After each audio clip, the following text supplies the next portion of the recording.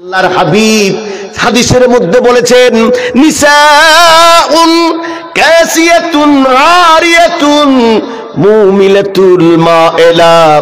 আল্লাহর নবী বলছেন, এমন একটা জামানা তোমরা পাবা যেই জামানায় নারীরা পোশাক পরিধান করবে, পোশাক পরিধান করার পরেও মনে হবে নগ্ন। যেই বুরকাটা পরিধান করবে মনে হবে নগ্ন, বুরকা পরিধান করার পরেও নগ্ন মনে হয়।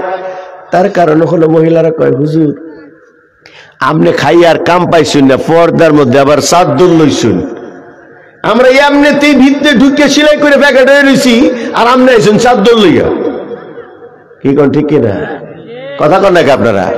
কি খারাপ লাগতেছে আপনাদের? এটাই তো বাস্তব। হেরা একবারে ভিতরে ঢুকে সেলাই করে লইছে, আর আমি আইছি পর্দা লইয়া, চাদর লইয়া। কোরআন বলছে, কে বলছে? কোরআন, আল্লাহ বলছে। আল্লাহ কিন্তু এই ফ্যাশনেবল এটা বুরকার কথা বলে না। আল্লাহ বলছে চাদর, এমন চাদর পরিধান করো যেই চাদর পরিধান করলে মাথা, মুখ, গলা, বুক, শরীর সব ঢেকে যায়, এবং ফালা ইউরাফনা, যাতে তোমার চিনতে পারা না যায়। ওয়ালা ইউযাইন, তাহলে তোমাকে উত্তক্ত করা হবে না, ইফটিজিং করা হবে না। ইফটিজিং হওয়ার কোনো সম্ভাবনা নাই, কারণ কে যায় চিনাই তো যাবে না। কিন্তু এখন যেই পর্দার নামে বুরকা পরিধান করা হয়, সেই বুরকা পরলে 1 মাইল দূরের থেকে বোঝা যায় ওটা কার মেয়ে, কার বউ, কার মা যায়। কি ঠিক কিনা? কিন্তু আল্লাহ যে চাদর ব্যবহার করতে বলেছেন, এই চাদর ব্যবহার করলে চিনার কোনো উপায় নাই। তো আমরা কি আসলে ইসলামের মধ্যে আছি? কি বলেন, আমরা কি ইসলামে আছি?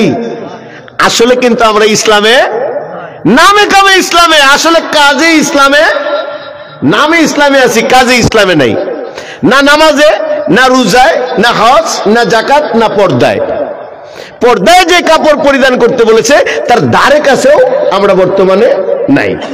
আর নারীরা তো এখন প্রতিযোগিতা চলছেই, তারা কোনো অবস্থাতেই গড়ে থাকবে না, তারা খালি বাহিরে যেতে চাইবে। এটা 5 নাম্বার। আল্লাহ নবী বলছে যে 5 নাম্বার নারীর একটা গুণ, এটা যদি তোমরা পাও তাহলে দেখবা কিয়ামত বেশি দূরে নয়, খুব তাড়াতাড়ি। বলে 5 নাম্বার গুণটা কি? হাত ডাকা, হাদিসের ভাষা হাত ডাকা। হাত ডাকা মানে কি?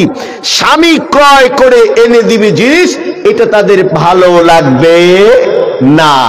জামাইয়ের কিনে আনা দেওয়া জিনিস, এটা তাদের ভালো লাগবে না। জামাই জামা কাপড় কিনে এনে দিবে, ভালো লাগবে না। বাজার করে এনে দিবে, ভালো লাগবে না। তার মানে কি? তিনি ঘরে থাকতে চাইবেন না, তিনি খালি বাজারে যাইতে চাইবেন। এরকম মনে হয় এখন হয় নাই? কি কন? এখন তো পুরুষ বাজারে পাওয়াই যায় না। মাছ কিনতে যাবেন, মহিলার জন্য ঢোকা যায় না। তরকারি কিনতে যাবেন, মানুষের মহিলার জন্য ঢোকা যায় না। মার্কেটে যাবেন, ওর তো খবরই নেই, পুরুষের কোনো বেলই নেই এখন। কি কথা ঠিক না ঠিক? আল্লাহ নবী এই জন্যই বলছে, এইভাবে করে তোমরা যদি হিসাব হাদিসটাকে এইভাবে করে মিলায় নাও, তাহলে তোমাদের একদম মিলে যাবে। মনে হবে কিয়ামত খুবই একেবারে নিকটবর্তী। বাজারে গেলে আমাদের তো বার্তাই নেই, এখন কোনো দিকেই ঢোকা যায় না, কোনো জায়গায় না। না গাড়িতে নিস্তার আছে, না বাড়িতে নিস্তার, না হাটে, না বাজারে, না কোনো জায়গায়, না দোকানপাটে। যেখানে যাবেন সেখানে শুধু নারী আর নারী, শুধু মহিলা আর মহিলা। তা আমি মাঝে মাঝে মনে হয় যে পুরুষ কি সব হাল্লাঘাট চলে গেছে নাকি আল্লাহই জানে। আর না মহিলারা বলে এখন, কয় হুজুর পুরুষ কই খুচরো পাইন, হেরা তো এখন সন্ধ্যা লাগলে সব চাষটলে সিনেমায় ঢুকে যায়। হ্যাঁ করে চাষটলে সিনেমা সুন্দর করে ঢুকাই দিয়ে আমরা বাজারে পড়ি। কি ঠিক কিনা? চাষটল গুলার মধ্যে দেখবেন, এই বাবা সন্ধ্যার পরে হাইরি অবস্থা, যেমন চাকলরা লড়তেছে ভিতরে, মানে এক কি বলে পিঁপড়া যাওয়ারও সুযোগ নাই চাষটল গুলোর মধ্যে। হায় হায়, প্রত্যেকটা চাষটল এক একটা কি কইতো না হেরা, প্রত্যেকটা চাষটলি কি এক একটা সিনেমা হল, এক একটা কি সিনেমা হল। আল্লাহ কখন জানি গজব নাজিল করে দেন। হাদিসের মধ্যে পড়ছিলাম যে এমন একটা জামানা আসবে, যেই জামানায় প্রত্যেকটা দোকানে ব্যবসায়ীদের মাথার উপরে নর্তকীর নাচ শোভা পাবে। তো ছাত্র জীবনে যখন পড়ছি তখন তার এরকম অবস্থা ছিল না। হুজুরে জিজ্ঞেসি, হুজুর ব্যবসা করবে বেড়ায়, মাথার উপর নর্তকীর নাচ শোভা পাবে, এটা কেমনে? আরে পাবে, হ্যাঁ হুজুরের যেরকম বুঝ ছিল তখন এভাবে বুঝাইছি, আরে পাবে তো হুজুর পাবে কেমনে? আরে পাবে। ব্যবসায়ীদের মাথার উপরে নর্তকীর নাচ কি পাবে? শোভা পাবে।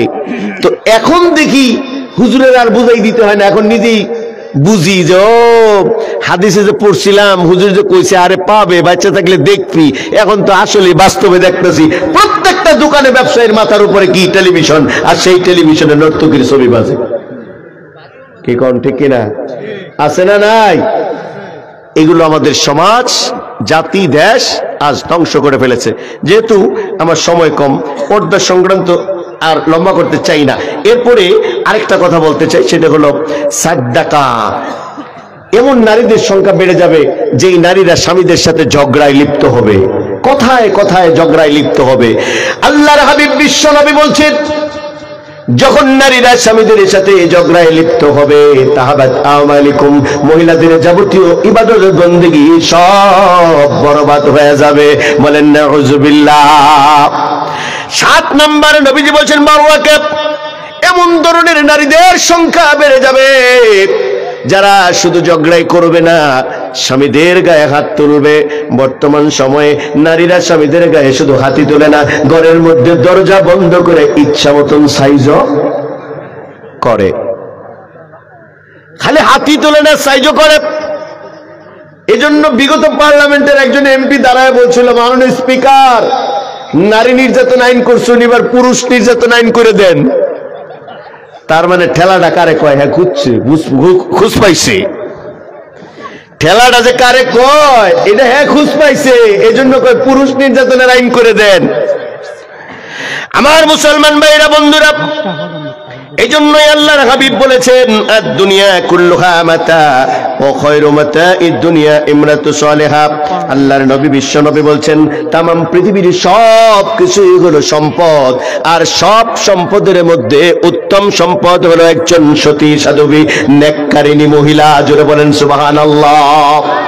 এজন্য সমাজ যদি পরিবর্তন করতে চাই, পরিবার যদি সুখী শান্তিতে রাখতে চাই, তাহলে আমাদেরকে সব সময় তালাশ করতে হবে একজন সতী সাধবী মহিলা, যেই মহিলা নামাজ পড়বে, যেই মহিলা রমজান মাসে রোজা রাখবে, যেই মহিলা নিজের সতীত্বের হেফাজত করবে, পর্দা করবে। এরপরে যেই মহিলা স্বামীর খেদমত করবে। আমাদের সর্বদা পর্দা পর্দায় এমন নারীদেরকেই তালাশ করতে হবে সমাজ এবং পরিবারের শান্তির জন্য। আর যারা বেপরদায় ঘর থেকে বের হয়ে যায়, আল্লাহর হাবিব বলছেন, ওই পুরুষ যে নারীদেরকে বেহায়াপনা অশ্লীলতায় প্রশ্রয় দেয়, দায়ুস, যে মহিলাদেরকে বেহায়াপনায় প্রশ্রয় দেয়, ওই মহিলাও যেমন দায়ুস। যে পুরুষ তার ঘরের মধ্যে প্রশ্রয় দেয়, ওই পুরুষও দায়ুস। উভয় দায়ুস। আল্লাহর নবী বলছে, এরা জান্নাতে যাবে না। জান্নাতে যাবে না তো, জান্নাতে যাবে না তো দূরের কথা, জান্নাতে যাবে তো দূরের কথা, জান্নাতের ঘ্রাণও পাবে না। অথচ বহু দূর থেকে জান্নাতের ঘ্রাণ পাওয়া যাবে। কিন্তু যারা দায়ুস হয় পুরুষ, দায়ুস হয় মহিলা, দায়ুস এই অশ্লীলতায় যারা প্রশ্রয় দান করে, তারা জান্নাতে যাবে না।